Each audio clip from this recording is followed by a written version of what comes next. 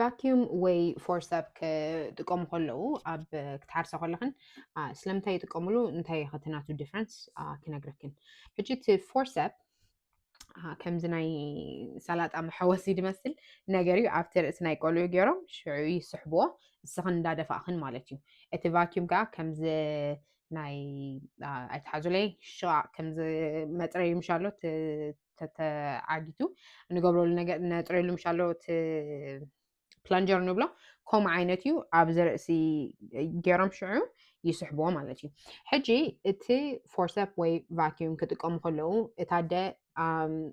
ሓይላ ክደክም ተጀሚሩ ወይ ናይ ቆልዓ ልቢ ድሃርም ደሎ ክትሕት እንተጀሚሩ ወይ እቲ ክሓርሳ ከለዋ ተን ኣዴታት ይርድኦም እዩ ናይ ቆልዓስ can't tolerate ማለት ክኽእሎ ይከኣለን ነቲ ናይ ሕርሲ ነገር ዘሎ ወይ ኣብቲ ክወፁ ከለዉ ተተቐርቂሮም ኣብቲ መንከቦም ኣብኡ ተተቐርቂሩ ብከምኡ ክስሕቦም ስለ ዘለዎም ወይ ብውሽጢ ከምዚ ኢንፌክሽን ክትገብር ተጀሚራ ታደ ከውፅዎም ስለ ዘለዎም ብፎርሰፕ ወይ ብቫኪዩም ይጥቀሙ ማለት እዩ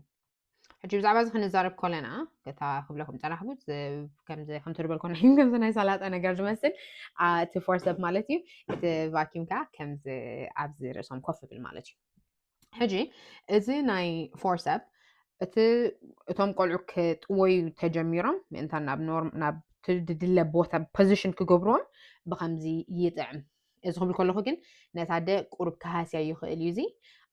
ግን ሓንሳብ ሓንሳብ ክንጥቀመሉ ስለ ዘለና ምክንያቱ እቶም ቆልዑ ከምቲ ድድለ ትሪእለዉ ከዓ እታ ደ እውን ክትህሰያ ብከምኡ ሕጂ ብከምኡ እዚ ፎርሰፕ ክጥቀሙ ኣለዎም ሓንሳብ ሓንሳብ ከዓ ብከምዚ ተጠቂሞም መሊሶም ናብ ቫኪዩም ክጥቀሙ ይኽእሉ እዮም ክልቲኡ ሲ ብሓንሳብ ክጥቀሙሉ ይኽእሉ እዮም እቲ ቫኪዩም ከዓ ኣብዚ ርእሲ ምስ ሓዞም ነቶም ቆልዑ ታደ ዒሕ ኢላ እቲ ኮንትራክሽን ክኸውን ከሎ ክደፍእ ከሎ ብከምኡ ከዓ ስሕብ ኣብልዎም ማለት እዩ ሕጂ እዚ ነቲ ቆልዓ ክሰሓብ ከሎስ ቁሩብ ይሓይሽ ምክንያቱ ከምዚ ብዙሕ ስለደይ ሓይሊ ሲ እዚ ናይቲ ሰብ ሓይሊ እዩ ናብቲ ናይ ርእሲ ቆልዓ ድደፍእ ደሎ ማለት እዩ እዚ ግን ይስሕብዎ ጥራይ ስለ ዘለዎ ዝበዝሕ ግዜ እዚኦም ድመርፁ ዶክተራት እቲ ናይ ቫኪዩም ሕጂ እቲ ቆልዓ ክጥዎ ተጀሚሩ ግን ክንጥቀመሉ ይንኽእል ኢና ሕጂ እቲ ናብቲ ፎርሰፕ ይምለሱ ማለት እዩ ኣብ ዝበዝሕ ግዜ ከዓ ኣሎ ሓንቲ እንተጠቂምካ ወላ ሓንቲ ሽግር ደይምፅእ ገሊኡ ሰብ ብፎርሰፕ ሓርስ ገሊኡ ከዓ ብቫኪዩም ሓርስ ማለት እዩ ሕጂ እቲ ንቆልዑ ኣብ ቆልዑ ንሪኦ ማለት እዩ ብፎርሰፕ እንተሓሪስክን ሓንሳብ ሓንሳብ ኣብዚ ናይ ገፆም ከምዚ ቀይሕ ነገር ክትርኢ ትኽእል ኢኻ ምክንያቱ ብከምኡ ፕሬሸር ገይሮም ስለ ዝስሕብዎም ደሎ ድሕሪ ሰሙን ገለ ድኸይድ እዩ ደሸገር ነገር ኣይኮነን ከምኡ እንተርኢኽን እዚ ናይ ቫኪዩም ከዓ ኣብቲ ርእሶም ሓንሳብ ሓንሳብ ከምዚ ጥንቡቕ ብል ወይ ከዓ ከምዚ ቀይሕ ነገር ክትሪኣ ትኽእላ ኢኽን ምክንያቱ ሕጂ ከምዚ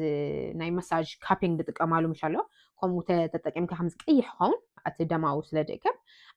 ከምኡ ክትሪኣ ትኽእላ ኢኽን ኣብ ቆልዑ ግን ሽግር የብሉን ድሕሪ ሰሙን ገለ ባዕሉ ድኸይድ ስለ ዝኾነ ጥራይ ድሕሪ ሰሙን እንተለይከይዱ ንዶክተር ክንተዛረባ ኣብ ዝበዝሕ ግዜ ግን ኣብ ሰሙን ድኸይዱ ደሸገር ኣይኮነን ሕጂ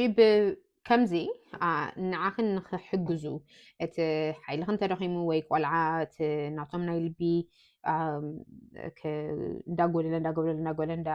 ይመፅእ እንተሎ እቲ ቆልዓ ፅቡቅ ከምዘየለ ስለ ዝነግረና እዮም ዝጥቀሙሉ እዚ ክብል ከለኹ ግን ሓንሳብ ሓንሳብ እዚ ተጠቂሞም እውን ሓንሳብ ሓንሳብ ኣይሰርሕን እዩ ብከምኡ ሽዑ ናብ ኦፕሬሽን ከእትውኽን ይኽእሉ እዮም ሶ ፕሊዝ ከምኡ ኢለንኹንሲ ኣይትሰንብዳ እቲ ሓይልኽን ተደኺሙ ወይ ቆልዓ ፅቡቅ ተደየለ ክንሕርሰክን ስለ ዘለና ቆልዓ ክወፅእ ስለ ዘለዎ ብከምኡ እዮም በዚ ፈቲኖም ተደይሰርሑ ናብ ኦፕሬሽን ደእትውኽን ካልእ ብብዙሕ ድሰምዓ ኣብ ስራሕ ቅድሚ ሕጅስ ብደይ ሽግር ሓሪስ ሕጂ እንታ ኮይነ ከምዚ ኣድሊኒ ገይልን ብዙሕ እንዳሓታኒ ሕጂ ተሓሲብናዮ ደቂ 20 ከለና ንገብሮ ነገራትን ደቂ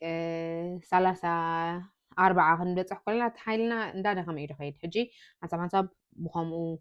ክሕርሱኽን ክደልዮም ሓንሳብ ሓንሳብ ቆልዑ ብጣዕሚ ይገድፉ ሜይቢ ቅድሚ ሕጂ ደቀቕቲ ቆልዑ ኣብ ወሊድክ ነርክ እንትኾኑ ሕጂ ግን ግጅፍ እንተኢሎም ኣብኡ እንተተቐርቂሮም ብከምዚ ከውፅዎም ስለ ዘለዉ ከምኡ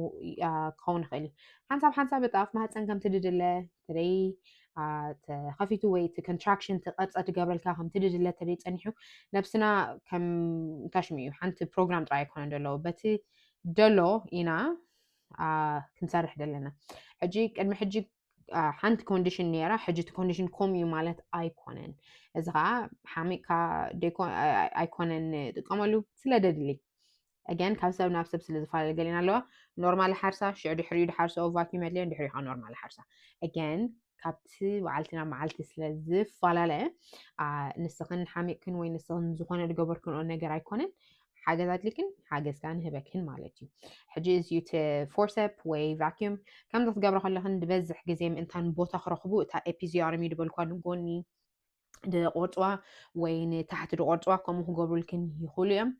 تو بوتام إنتان كأخلم نت الماشينات كتقاملن بخوم يوم كم زد قبل is يوت فورسب و vacuum كأدم من ذكامم كفر مخنيم إذا كنت قاملهم زخنا ترد يكن دو جيلو حجي إذا ريخن إثناء خند مسلكن تمرتع good luck نحجيكن good night